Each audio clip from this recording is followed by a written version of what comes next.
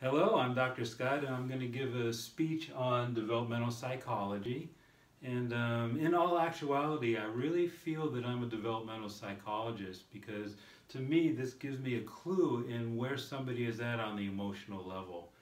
They may look like an adult walking in through the door, but where are they really on the emotional side? So this is a model according to Erik Erikson, his developmental stages. And it starts off with trust. Do you trust people? If you don't have any trust in yourself or other people, you're going to have some difficulty in life because this is basically the foundation of our emotional health. So this happens when we're very young, infant. Do we bond with mom and dad? Is there closest going on? Do you feel cherished? Next is about autonomy, becoming our own human being. A lot of shame comes in there. I wrote out down shame here for a reason.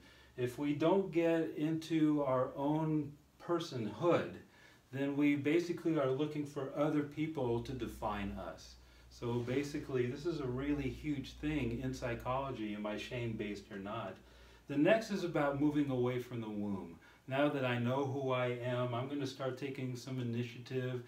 Can I get motivated? Can I complete things? If it's difficult to even get outside, then I'm going to be stuck here in the initiative stage.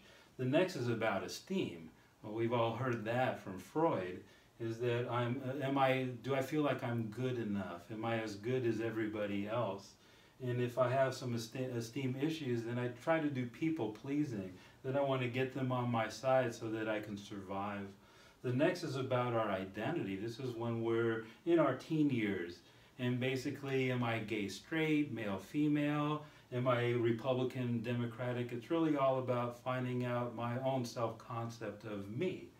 And the one that we're going to focus on last here, because the model goes on, but we really focus on intimacy. And this is when we're young adults. And this is when we're getting really, really close in quarters with another person. Now, if I don't trust and I'm in close quarters, well, you can see what kind of relationship that can have. Now, the interesting thing about the model of development is that if we're under a lot of stress, then the adult or the more mature aspects in us tends to vanish, and we'll regress or revert to our initial wound. And suddenly, I feel like I'm a kid. I can't think. I can't cope. Sometimes we can't even talk. There might be all these thoughts in our head. It's just not coming out. Then we'll panic. We'll get angry. And at the extreme, we'll want to die. And in me working initially at the urgent care, I worked at a mental health urgent care center. And the people that came in here that had early childhood experiences that were very traumatic tended to regress to a point that they became suicidal. So if you have suicidal thoughts regularly, it's usually early childhood experiences that were not processed properly. Now, when can we process these things? At around age 8, our brain wires. And so there's no real compartment when we're younger to process through anything that's really traumatic. So what tends to take place is that those experiences, we'll repeat them, we'll play them out, we'll do this over and over again, even in our adult years. But most likely, they get suppressed down in the subconscious mind.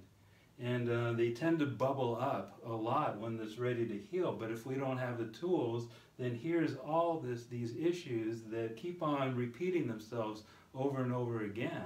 If you have the tools on dealing with it, then you can help yourself regrow up. And that's what psychology is all about, is that we're going to get in touch with those early traumatic experiences and help process through that in order to heal. And that's developmental psychology.